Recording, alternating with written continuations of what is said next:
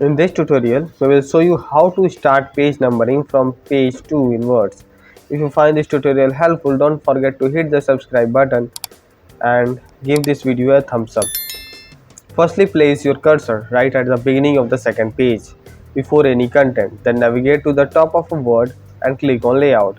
From there, select breaks and then next page under section breaks. Now return to the top of Word. Click on Insert and locate page number. Choose where you want your page number to appear.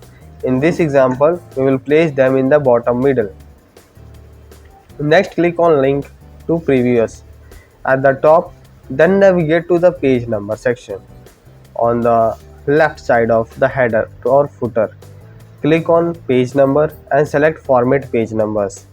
Go to Page Numbering and choose Start at. Click OK.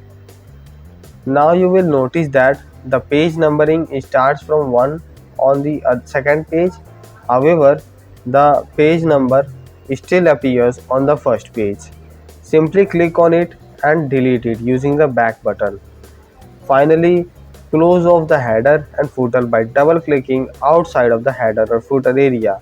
And that's it. You have successfully started page numbering from page 2 in Word. If you found this tutorial helpful, please consider subscribing and liking the video. Thanks for watching.